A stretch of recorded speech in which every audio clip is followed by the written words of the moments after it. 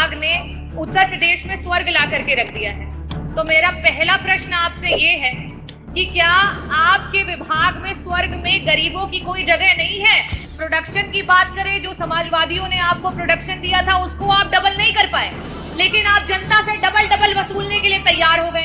तब ये जान गई है कि आम और बबूल जो है वो ऊर्जा मंत्री जी का फेवरेट है। कल उन्होंने समूल भी जो है बबूल के समूल को खत्म करने की बात की है, लेकिन जनता ये समझ रही है कि ऊर्जा मंत्री जी विभाग का ही समूल खत्म करने पर उतारू हो चुके हैं। आप कल बात कर रहे थे कि गुजरात में लोग कहते हैं कि बबूल को जलाते हैं तो कोयला निकलता है। उत्तर प्रदेश में मंत्री जी किसी भी पेड़ को और किसी भी लकड़ी को जलाते हैं तो उससे कोयला निकलता है, और उत्तर प्रदेश में 80% उत्पादन आपके विभाग का इसी कोयले से होता है।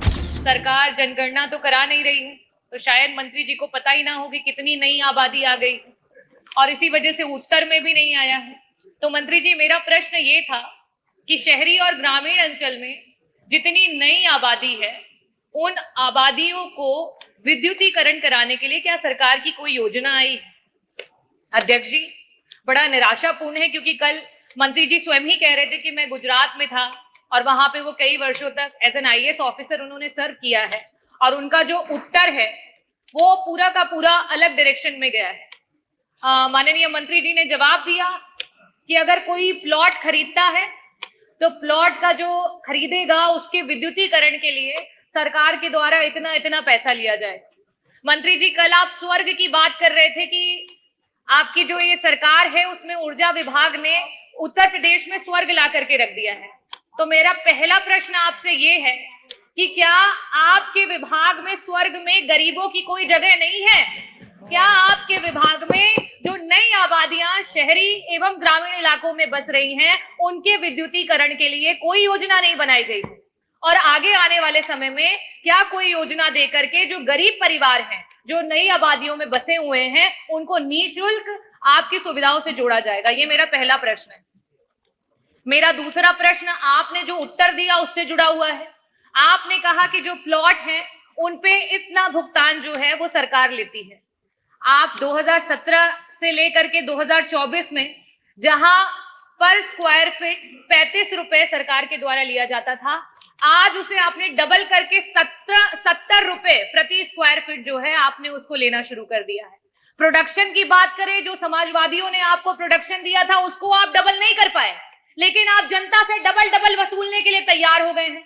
तो मेरा दूसरा प्रश्न आपसे ये है कि जो आपने पर स्क्वायर फीट, क्योंकि एक गरीब परिवार अगर 500 स्क्वायर फीट एरिया लेता है तो 35,000 रुपए सिर्फ वहां पे विद्युतीकरण कराने के लिए उसको देना पड़ेगा।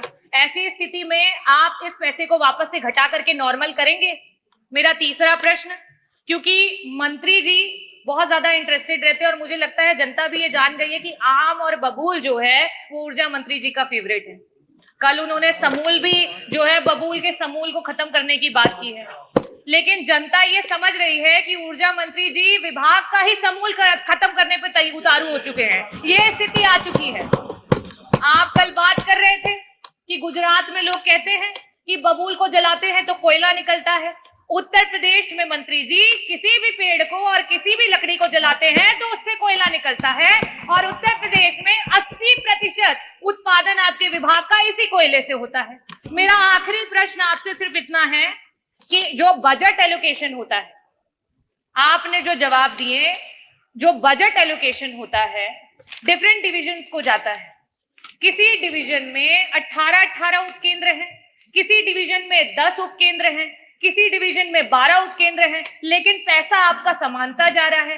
किसी डिवीजन में 2 लाख से ऊपर उपभोक्ता है, किसी डिवीजन में 60,000 उपभोक्ता है, लेकिन पैसा समानता जा रहा है। जब ये पैसा इस तरीके से जाएगा तो किस तरीके से बराबरी से ऊर्जा विभाग काम कर पाएगा? ये सारी बातों के लिए मैं आपसे चाहूंगी कि रिस्पेक्टिव तरीके से आप उत्तर दें।